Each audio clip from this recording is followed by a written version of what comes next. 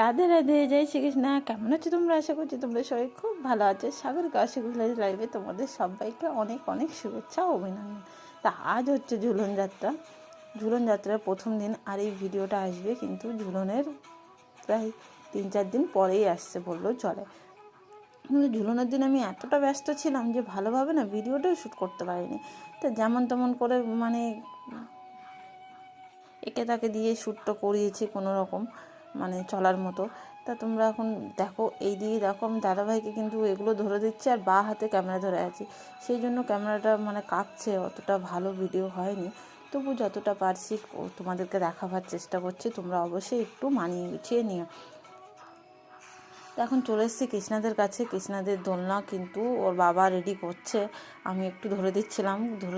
দিতে গিয়ে দেখলাম কৃষ্ণাদের এখনও কিন্তু ড্রেস, সিঙ্গার সবই বাকি আছে, কৃষ্ণাদের প্রসাদ রেডি করতে বাকি আছে, তাছাড়াও আরও অনেক কাজ বাকি আছে।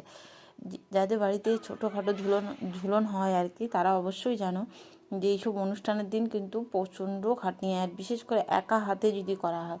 আর আমি সকাল দিয়ে সব কিছু একা হাতে করছি।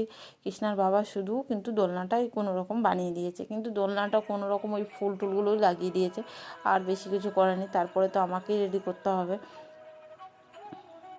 আর যতটা চেষ্টা করছি কৃষ্ণাদেরকে ম্যাচিং পরাবার সব কিছু। তা মানে এই ড্রেসটাও না আজই আমি বানিয়েছি, তো বুঝতেই পারছো আজকেই ওদের ড্রেস বানানো, সিঙ্গার রেডি করা, তারপরে আবার প্রসাদের ব্যবস্থা, সংসারের সব কাজ, মানে সব কিছু নিয়ে যেন একদম পুরো আমি একা ঝালাপালা হয়ে যাচ্ছি।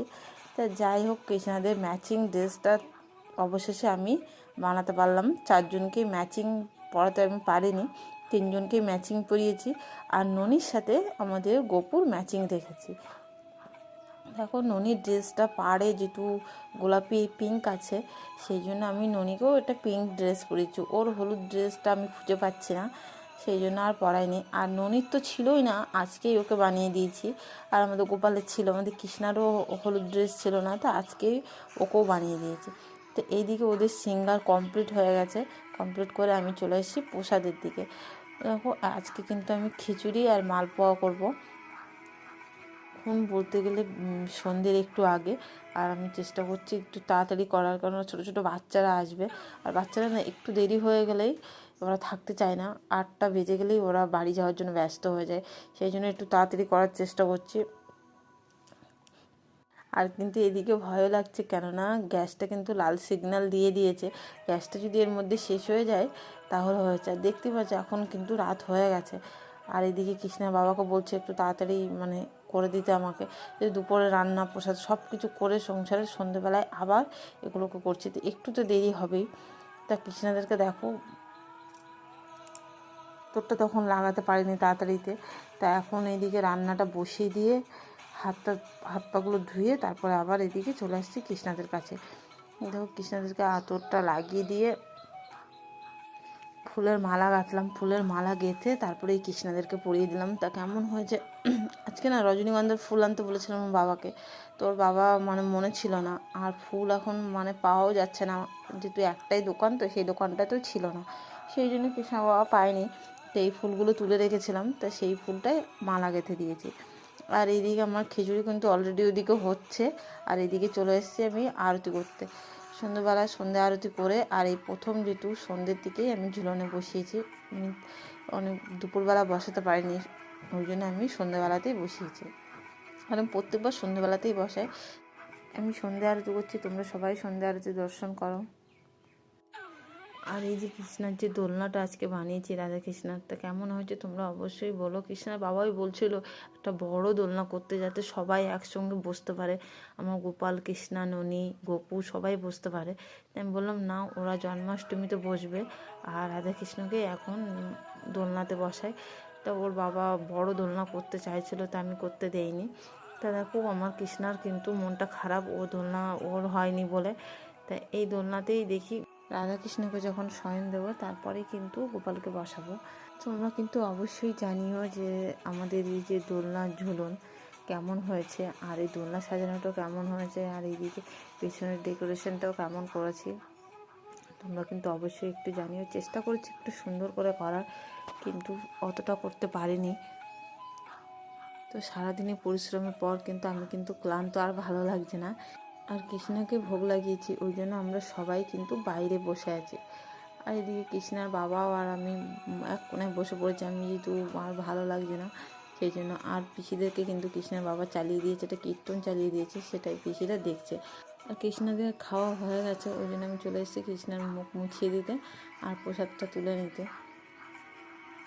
আর কৃষ্ণার বাবা কিন্তু এতক্ষণ একবারও দোল দেয়নি। এখন বাজতে যায় প্রায় 10টা, আর এখন এসছে কৃষ্ণের বাবা দোল দিতে। তো বলে এখন মানে রাধাকৃষ্ণকে আমি শয়নে দেবো, আর এই সময় চলে এসছে উনি এখন দোল দেবেন। তা যাই হোক, ও এখন দোল দিচ্ছে, আর এদিকে পিসি কিন্তু সবাইকে প্রসাদ দেওয়ার ব্যবস্থা করছে। তা কৃষ্ণের বাবা দোল দেওয়ার পরেই কিন্তু গোপালকে একটু বসাবো, ওকে বেশি না 2-1 মিনিট বসিয়েই নামিয়ে নেবো। অনেক রাত হয়েছে সেই জন্য সবাইকে শয়নে দিতে হবে।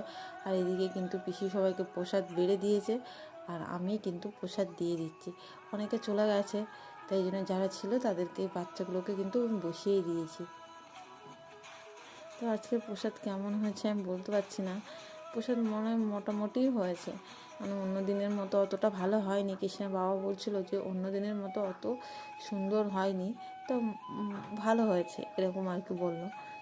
তো যাই হোক, আমাদের গোপাল বসে গেছে দোলনায়, আর দেখো কত সুন্দর মানিয়েছে আমাদের গোপালকে। এখন কিন্তু মনে হচ্ছে ওর বাবা ঠিকই বলেছিল যে ওদের জন্য একটা দোলনা করলেই ঠিক ছিল, যাতে ওরা সবাই বসতে পারে। আর আমাদের কৃষ্ণার বললাম তো একটু মুখটা কিন্তু ভার, আমি গোপালকে বসিয়েছি, ওকে বসাইনি। আর এদিকে কিন্তু গপু আর আমাদের গোপাল বসেছে, আর আমাদের ননি বসতে পারেনি। ননিকে আমার ভীষণ বসাতে ভয় লাগছে। আমাদের ননি যেহেতু স্পেশাল চাইল্ড যেরকম হয়, আমাদের ননিও তেমন, সেই জন্য ওকে যে কোনো জায়গায় বসাতে পারি না। আর এদিকে কৃষ্ণার বাবাকে আর কৃষ্ণা আর আমি বকতে শুরু করে দিয়েছি। কৃষ্ণা আমার কোলে বসেছে, তাই কৃষ্ণার বাবা বলছে ঘুমিয়ে পড়, এখন বসতে হবে না, রাত হয়ে গেছে অনেক, এখন বাজে 11টা। তাও কৃষ্ণার বাবা ওকে বলছে ঘুমা, সেই জন্য কৃষ্ণার মানে ঘুমাতে চাইছে না, রাত হয়ে গেছে অনেক। কৃষ্ণা কিন্তু রাত 11:30টার দিকে ঘুমিয়েছে। আর ও অনেকক্ষণ আমার কোলেই বসেছিল। কোলে বসে ও কোলে বসেই কিন্তু সবার সিঙ্গার মানে এগুলোকে আমি খুলছিলাম, ওর সাথে ওদের সাথে একটু গল্প করছিলাম, ওদেরকে আদর করছিলাম। সেই জন্য আজকে সারাদিন কৃষ্ণাকে কোলে নিতে পারিনি। কৃষ্ণাকে কেন, কাউকে কোলে নিতে পারিনি। অন্যদিন যেমন একটু কোলে নিই আমি, সন্ধ্যের পরে একটু কোলে নিয়ে একটু আদর করতে পারি, কিন্তু আজকে কিন্তু ওরা আমার আজকে কোলেই হতে পারেনি।